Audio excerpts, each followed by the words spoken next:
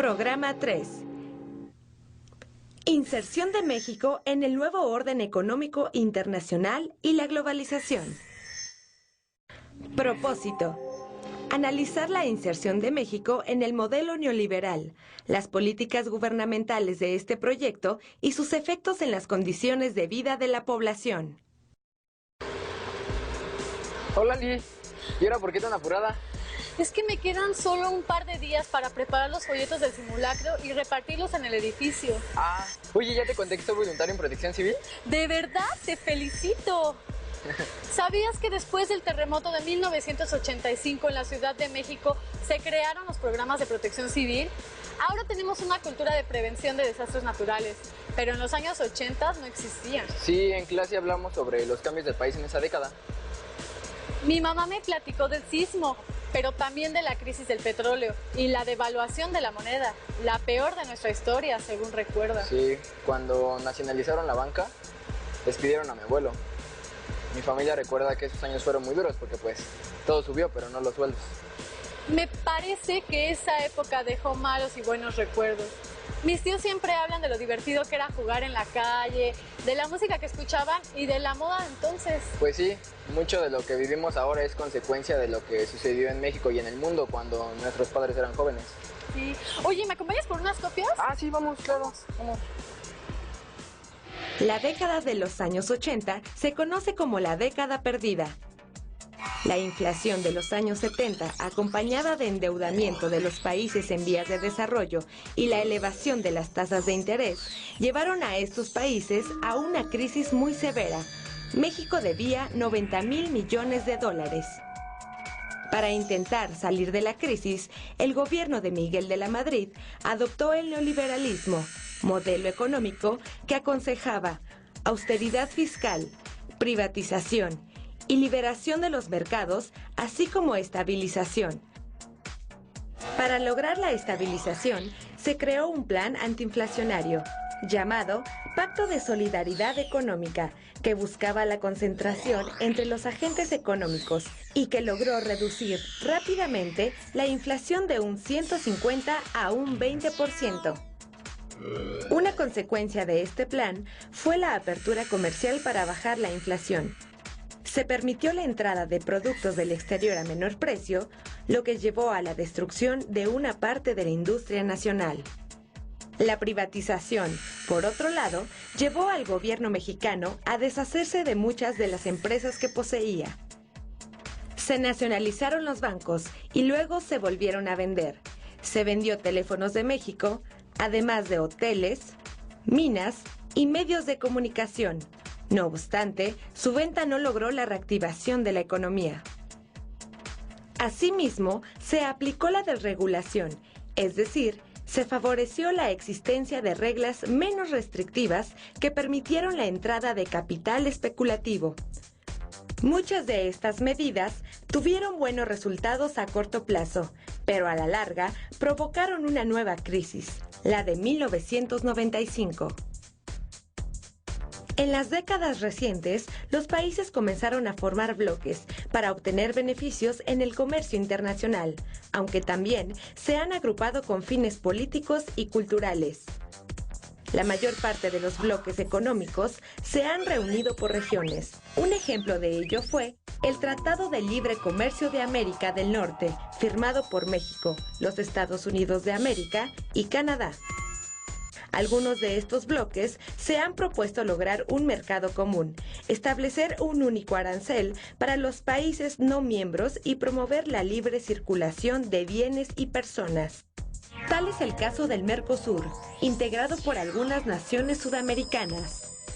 En otros casos, se ha buscado alcanzar la unión económica o monetaria mediante acuerdos como la Zona de Libre Comercio, la Unión Aduanera y la creación de una moneda común. El mejor ejemplo de esto es la Unión Europea. A nivel mundial, un bloque destacado por sus intereses compartidos ha sido la Organización de Países Productores de Petróleo, OPEP, a la cual pertenecen naciones de diversos continentes. La conformación de estos bloques es una característica del nuevo orden mundial, que cobró fuerza a partir de la década de los años 80 del siglo XX. Se dice que en el mundo de hoy, la globalización ha provocado que las fronteras económicas, comerciales, políticas, físicas y culturales desaparezcan. Las consecuencias de este proceso para los países en vías de desarrollo no han sido favorables, ya que no comparten las mismas condiciones que las naciones más ricas.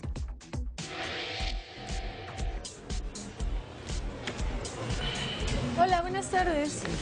¿Qué vas a llevar? ¿Sacas unas copias de esto? Sí. Gracias. Ahora que es muy fácil encontrar productos de muchas partes del mundo, comida, ropa, aparatos electrodomésticos o música.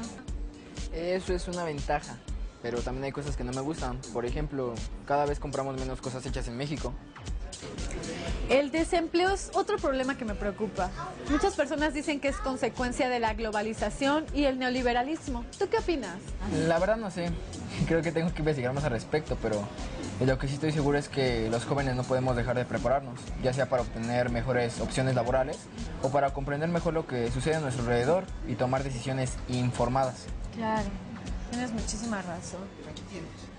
Muchas gracias.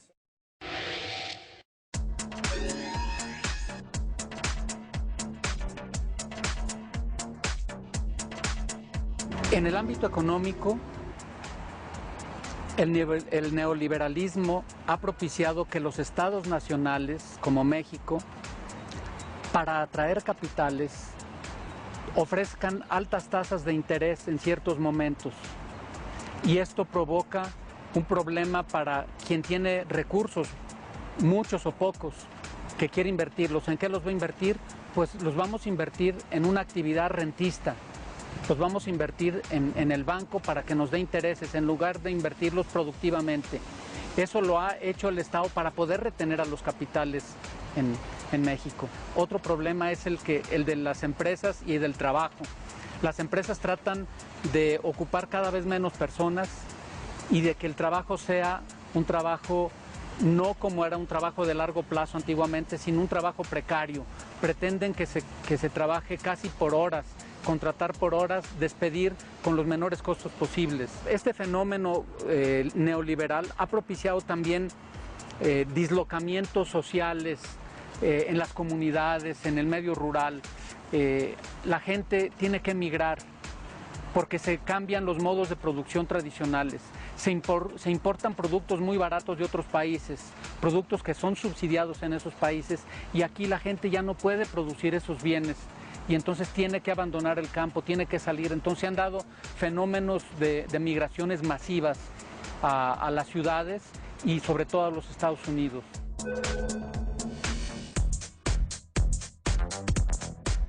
Podríamos decir que ahorita la globalización se distingue como un movimiento de capitales, de tecnologías, de ideas, de imágenes y a veces también de personas. Sin embargo, los procesos de apertura como el de México, esta globalización ha permitido que el consumidor, por ejemplo, pueda acceder a mucho más productos que antes, a una variedad de productos muy distinta, mucho más diversificada, a precios más bajos y a calidad mejor en general. Otra ventaja es que las personas pueden viajar de manera virtual o de manera real mucho más rápidamente y a menores costos que antes. El mundo se ha ido haciendo cada vez más chico. El espacio y el tiempo se están comprimiendo. Entonces esto genera muchas ventajas para la gente en cuanto a la posibilidad de estar informada, por ejemplo. Un efecto negativo es que el trabajo se hace cada vez más precario.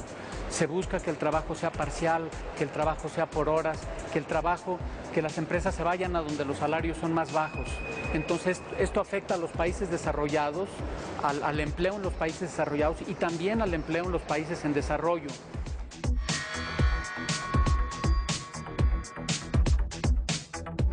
Impacta a los jóvenes igual que nos impacta a todos. Todos somos afectados en lo positivo y en lo negativo por la globalización. Un efecto negativo para los jóvenes concretamente es que se van a encontrar cuando entren al mercado de trabajo con mucho mayores dificultades para conseguir empleos, porque el avance tecnológico está propiciando también mayores desempleos, paradójicamente, y los empleos son de menos calidad. Entonces tienen que estar preparados a estos fenómenos difíciles que estamos viviendo, pero tenemos que luchar desde luego porque esta globalización sea más humana.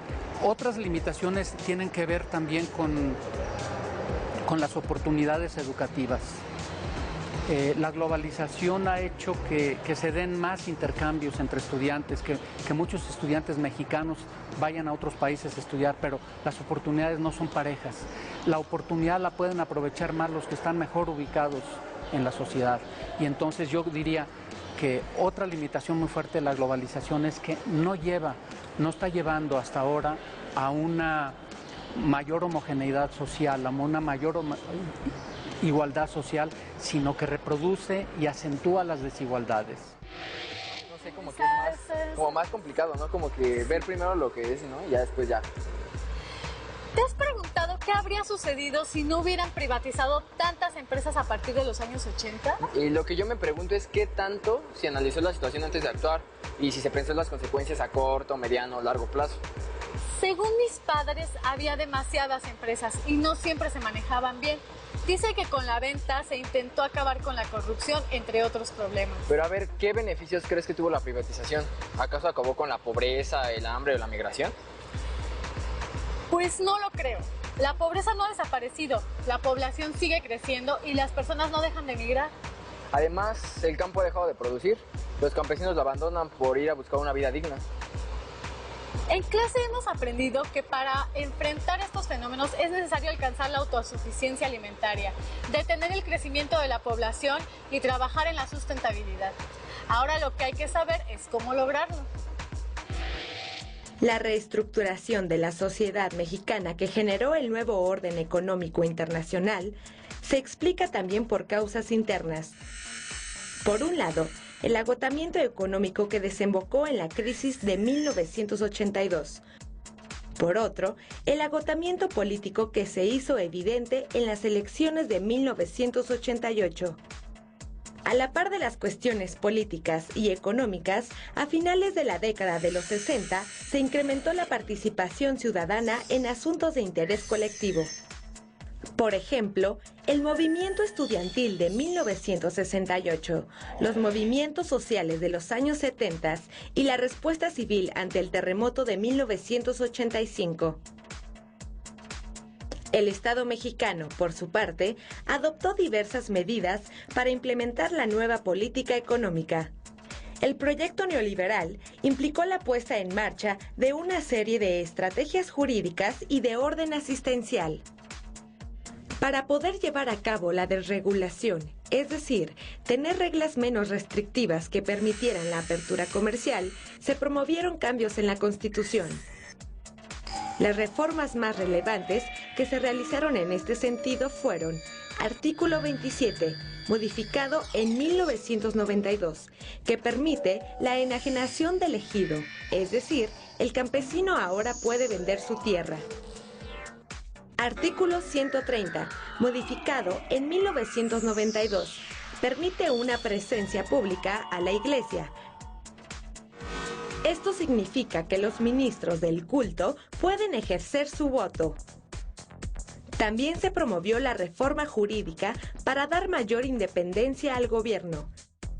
Al mismo tiempo, se implementaron medidas asistenciales para mejorar la calidad de vida de la población. Para atender la pobreza que se generó y acentuó a partir de las crisis económicas, se creó una serie de programas asistenciales. El programa que tuvo mayor impacto se llevó a cabo durante el sexenio de Carlos Salinas de Gortari. Una de las principales características del Programa Nacional de Solidaridad fue que exigía la intervención directa de las personas beneficiadas. Este nuevo esquema tenía además una intencionalidad política: obtener votos para las próximas elecciones presidenciales. Con Carlos Salinas de Gortari se abrió paso al flujo de capital. Aunque la bonanza que se dio en la economía solo fue un espejismo, ya que el peso estaba sobrevaluado y esto llevó a un déficit en la cuenta corriente. Se atrajo capital especulativo que obligó a la devaluación en 1994. Se ofreció a México un paquete de rescate económico a cambio de un plan de ajuste muy severo. Reducir el gasto público, elevar los impuestos y reducir el dinero en circulación, lo que trajo un alza en las tasas de interés. El origen de la crisis de 1995 fue que los bancos prestaron mucho dinero de manera muy poco cuidadosa a quien no podía pagar. Y a veces fue incluso fraudulenta. Esta crisis provocó mayor desigualdad, ya que acentuó la diferencia entre ricos y pobres. Me acabo de enterar de que el Mundial de Fútbol de 1986 fue en México. En medio de la crisis, muchos mexicanos tuvieron una pequeña fiesta. Sí, parece que fue muy divertido. Me hubiera gustado estar en un partido en el Estadio Azteca. ¿Y sabes si hubo un evento parecido en los años 90? Digo, para ayudar a la gente a olvidar la crisis de esa década, aunque sea de manera momentánea. No lo sé, pero mi papá cuenta que poco antes de que estallara la crisis consiguió un buen empleo y dice que ganaba también, que se animó a comprar un coche a crédito. Lo malo fue que con la devaluación lo perdió porque los intereses subieron muchísimo. He leído que fue una época muy difícil. Fue cuando mataron al candidato del PRI a la presidencia, Luis Donaldo Colosio. Y cuando en Chiapas se levantó el ejército zapatista. ¿Por qué no averiguamos más sobre lo que sucedió entonces? ¿Vamos a la biblioteca? Vamos.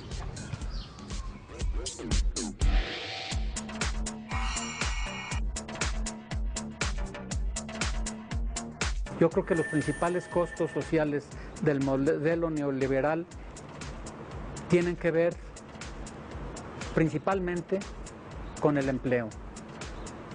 Los empleos son cada vez más difíciles de conseguir y son cada vez más precarios. Hay una presión a la precarización del trabajo.